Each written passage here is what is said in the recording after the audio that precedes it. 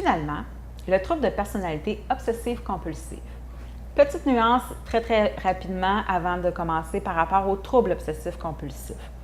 Quand on parle de la personnalité obsessive-compulsive, on ne parle pas nécessairement des rituels ou les compulsions ne seront pas nécessairement les mêmes. Et puis, dans le trouble de personnalité, c'est un mode de fonctionnement versus dans le trouble obsessif-compulsif, on a vraiment des choses assez précises. La personne, elle ne fonctionne pas, c'est pas toutes ces sphères de vie qui tournent autour d'obsession ou qui deviennent des motifs à l'obsession, c'est certaines choses qui sont caractérisées par des paires plus précises. Et je vous renvoie à la capsule sur le trouble obsessif-compulsif pour un peu mieux démystifier les deux.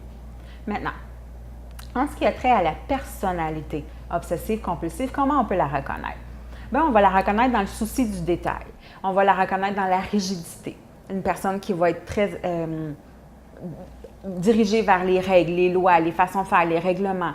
C'est la personne qui s'enferme dans la virgule, dans la phrase, dans un texte. C'est la personne qui a besoin de focaliser tellement sur chaque petit détail de quelque chose qu'elle en perd le but général. Par exemple, si la personne a planifié une activité, disons que la personne a planifié une fête pour quelqu'un, elle va quasiment oublier qu'elle est en train de fêter quelqu'un. Elle va être tellement focalisée sur tous les petits détails de l'organisation de la soirée, par exemple. Donc, la couleur de la nappe, la couleur du napperon qui va avec, est-ce que l'ustensile va bien se modeler, est-ce que les lumières... Elle va quasiment oublier que l'objectif en arrière de tout ça, ce n'est pas ces petits détails-là, c'est la fêter.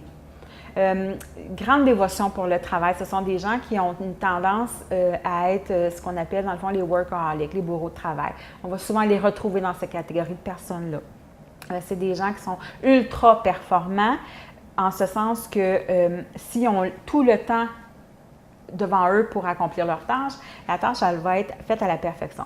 Toutefois, ça devient problématique parce qu'ils ont besoin d'énormément de temps parce qu'ils revivent sans cesse puis ils vont chercher tellement la perfection parce que c'est aussi ce qui caractérise le trouble, la recherche de la perfection, non seulement du bon travail, mais vraiment du travail sans faille ou presque. Elles cherchent souvent à être sans faille.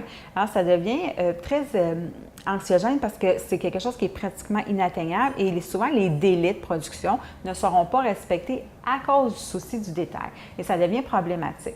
Ce sont des gens qui ont une tendance à accumuler des objets aussi, même s'ils ne sont pas utiles.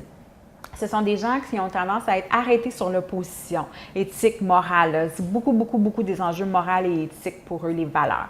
Ce sont des gens qui ont de la difficulté à collaborer en équipe parce que c'est souvent leur façon de faire qui est la meilleure. Et là, que ce soit des tâches ménagères, que ce soit un travail, ou que c'est la même chose. C'est des gens qui performent mieux quand ils sont laissés à eux-mêmes et qui n'ont pas de barrière de temps. Mais quand on fait ça, on n'aide pas, dans le fond, la personne, on nourrit son trouble. Qu'est-ce qu'on fait quand on est confronté à devoir être en interaction ou à faire quelque chose avec quelqu'un qui a un trouble de personnalité obsessive-compulsive? Ce qu'on va faire, c'est qu'on va s'assurer que les délais sont respectés. Par exemple, j'en reviens à l'exemple de la personne qui organise une fête. Bien, il y a fort à parier que quelques minutes avant l'événement, la personne qui a le trouble, elle ne se sentira pas encore prête.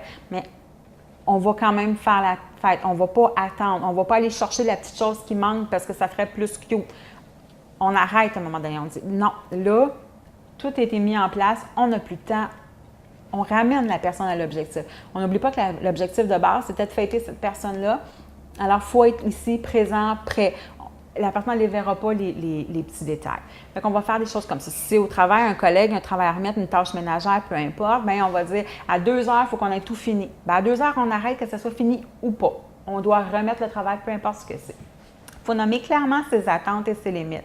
Je m'attends à ce que tu respectes ma position, puis je vais faire la même chose avec la tienne, puis je m'attends à ce qu'on soit d'accord que ça se peut qu'on n'ait pas de compromis, mais qu'on va faire avec. Je m'attends à ce que tu passes moins de temps au travail, plus de temps à la maison.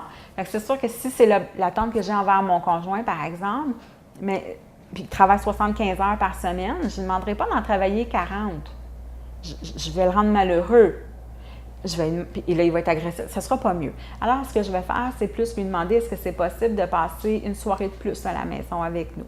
Est-ce que c'est possible de ne pas répondre au téléphone pendant les repas? Est-ce que on va y aller par petits objectifs, puis petit à petit, on va arriver à quelque chose qui fait un peu l'affaire des deux. Ça va être aussi de diviser. Quand c'est des gros travaux ou des grosses choses organisationnelles qu'on met en place, bien, on va diviser. En fait, mettons, si je reviens encore à l'exemple de la fête pour la personne, bien, on va diviser les tâches. Donc, on va dire, bon, on fête cette personne-là, telle date. Toi, tu es expert pour trouver les idées de jeu, la musique. Fait que tu es en charge de... On va diviser comme ça pour s'assurer que la personne elle puisse juste accomplir ce qu'elle a à faire et ne pas se perdre à travers toutes les autres choses qu'elle voudrait accomplir parce qu'elle va focaliser sur les détails de chacun de ces choses-là. Fait qu'on va y aller beaucoup comme ça. Et encore là, on va se respecter dans notre rythme et comprendre que l'autre n'a pas le même rythme que nous. Brièvement, c'est ce qui faisait le tour du trouble de personnalité obsessive-compulsive.